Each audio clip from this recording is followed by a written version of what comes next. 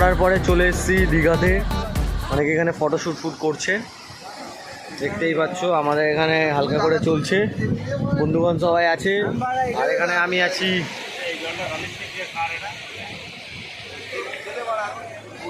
আমার মত দিলে